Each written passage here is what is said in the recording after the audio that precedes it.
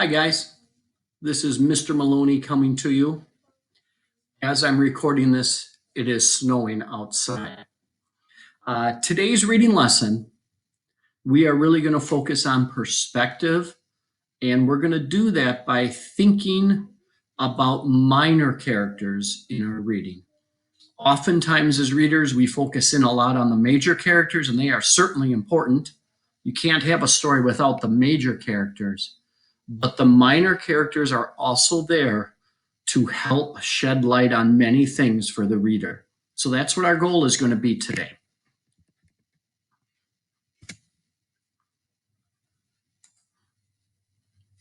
Okay, so what is perspective, guys?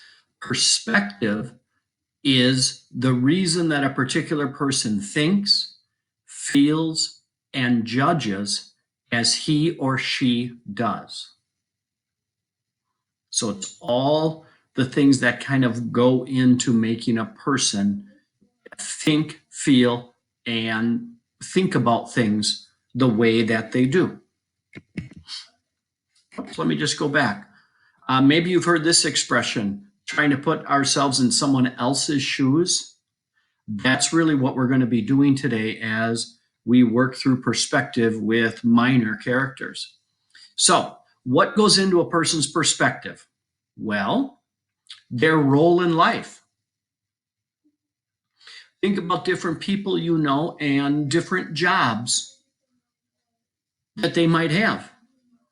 Fourth graders, your perspective on work might be very different than someone else you know. Someone that has a different role, a different job than you have. Past experiences certainly also affect a person's perspective. What has happened in the past, that helps shape what a person thinks. Even age might affect a person's perspective. Think about the music that you might like compared to the music that Mr. Maloney likes. We might like some of the same things, but I am guessing because of our age difference, we have a little bit different perspective on what good music is. And then also the place or the setting can obviously influence a person's perspective. Think about Ellen and Anne Marie's perspective during Number the Stars and the setting that goes with that. That's happening during World War II. And their perspective is definitely going to be shaped that they were living through that at that time.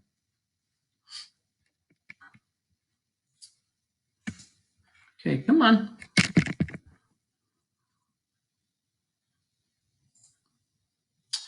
Okay, so here's what's going to happen, guys.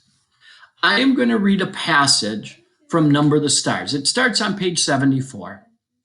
And it is a conversation between Uncle Henrik and Anna Marie. And I'm going to model how I think about Uncle Henrik's perspective as I read.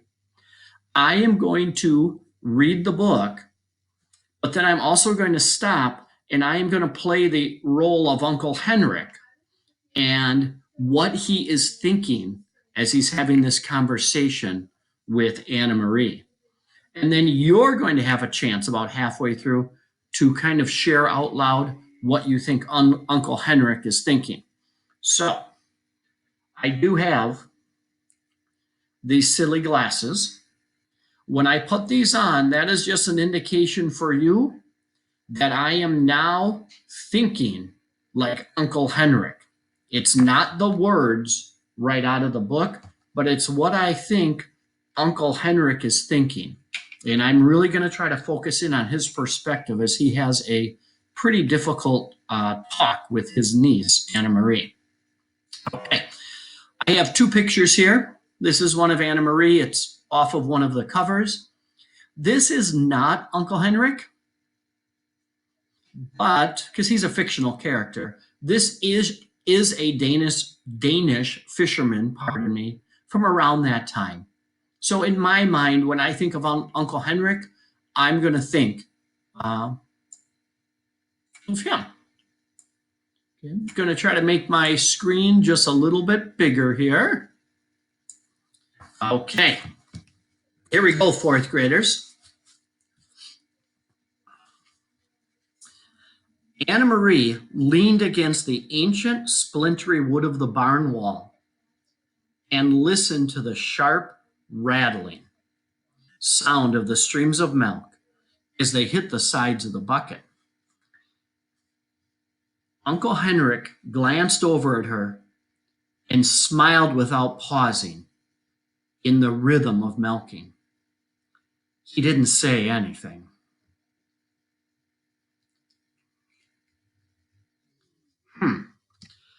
I see Anna Marie's here. I'm kind of busy with this cow, and I have a lot on my mind. A lot's happening. But I did smile at her. I'm kind of trying to hold back and not share a lot of information right now. So I wonder what she wants. Back to the book. Through the barn windows, the pinkish light of sunset fell in irregular shapes upon the stacked hay. Flecks of dust and straw floated there in the light. Uncle Henrik, Anna Marie said suddenly, her voice cold. You are lying to me. You and Mama, both. His strong hands continued, deftly pressing like a pulse against the cow. Then steady streams of milk still came. He looked at her again, his deep blue eyes kind and questioning. You are angry? He said.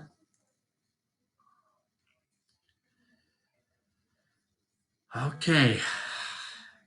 Anna Marie's asking a really tough question of me. I'm staying calm.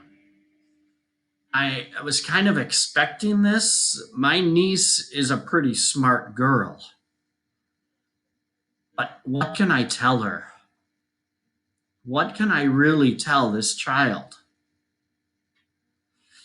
I have a feeling I'm going to be put in a tough spot here.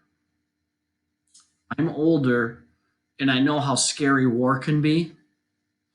And this is just a tough spot I think she's going to put me in. Back to the book. Yes, Mama's never lied to me before, never. But I know there's no great Aunt Bertie.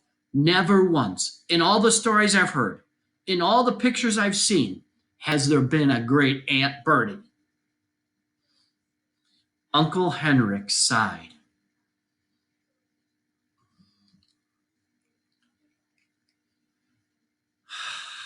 I sighed because I know I need to tell her something. She's asking some difficult questions. And as much as I don't want to, I am going to need to share with her a little bit. She does deserve an explanation, but she's also only a kid. How much can I really share? How do I tell her this? Okay, I think I've got it. Back to the book. At last, he turned to Anna Marie as he wiped his own hands with the cloth. How brave are you, little Anna Marie? He asked suddenly. Fourth graders, I'm going to stop right here. I want you to take on the role of Uncle Henrik. What is going on through Uncle Henrik's mind right now as he asked Anna Marie, how brave are you, little Anna Marie? I'm going to take a moment while you think that through. Feel free to share it out loud. Say it to a family member. Say it to your dog or pet goldfish. But what is going on in Uncle Henrik's mind?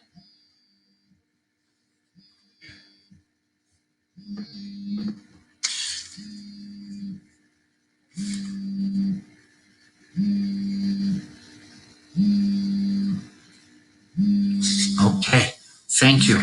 Now I'm going to continue. She was startled and dismayed. It was a question she did not want to be asked. When she asked it of herself, she didn't like her own answer. Not very, she confessed, looking at the floor of the barn. Now, what do you think Uncle Henrik is thinking? Pretend you are him. I want you to say his thoughts out loud and remember his perspective, his age, his job. Try to slip into his shoes. What's he thinking?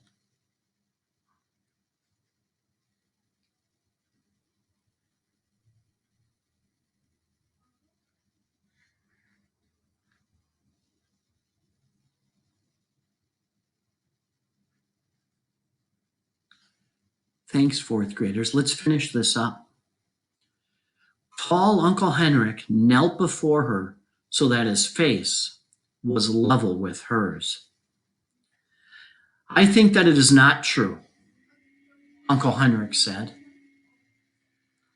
I think you're like your mama, and like your papa, and like me, frightened but determined. And if the time came to be brave, I am quite sure you would be very, very brave. Fourth graders, this is your last chance to share out loud Uncle Henrik's thinking. Why do you think he's saying those things to Anna Marie?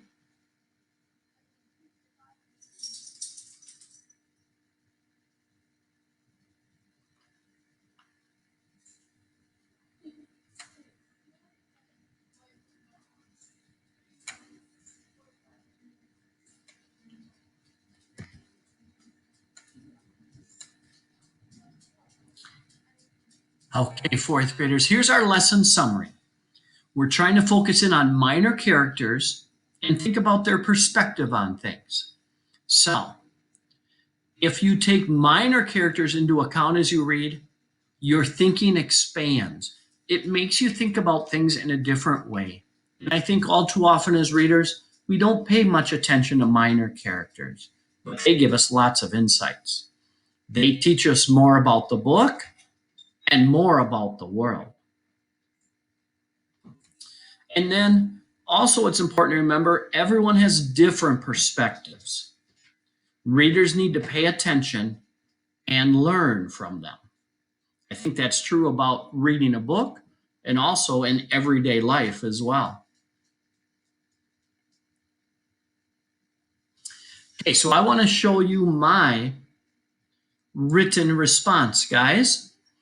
So this is how did my thinking expand. And the minor character I selected was Uncle Henrik. And here's what I typed up. It says, my thinking. As I read today, it made me realize how difficult the talk that Uncle Henrik had with Anna Marie must have been. He was calling on his niece, Anna Marie, to be brave. But he knew in his heart that no child should ever be called to bravery during a war. He had to reassure her, sorry, missed the word her there, that she too could be brave, even though she didn't believe it at first. What a difficult thing for Uncle Henrik to have to do. So that's my written response. And that is the same thing you are going to do today. So as you read in your book club book today, I want you to focus in on a minor character. And I want you to think about his or her perspective in the book. How does his or her role, life experiences, age, and setting all play a part? I want you to try to think like that character. Please type a brief response in your Google Doc, and I want you to include these parts, just like my sample. Please type in who your minor character is, and as you reflected on that character, what is your new thinking about that person? How did your thinking, expand as a reader today? And once again, think about that character and what he or she brings to the book. What is the setting of the book? What is his or her age? What sort of experiences have they possibly had in their life? And I want you to think like that person and write down what you are thinking about as you read about that person. So that's it for today, fourth graders. I would urge you on any of these video lessons to please sometimes stop and look at what's on the screen. If this was in a regular classroom setting, some of the slides I have here would have been handouts that you guys would have put in a binder and could refer to over and over again. So the best we're doing right now, guys, is we have these videos, and please go back through it. You don't have to listen to every word, but go back through it and stop and look at some of those slides, maybe even jot a few things down. This is some tough work today, but it's also some very, very valuable work. And if you are successful with this, that's a good way to know that you're becoming a more strategic reader, that you are really slowing down and you're, in this case, thinking about a minor character and what his or her perspective, how that comes to the story and how that affects what happens in the book. Thanks. Have a great day. And it did stop snowing.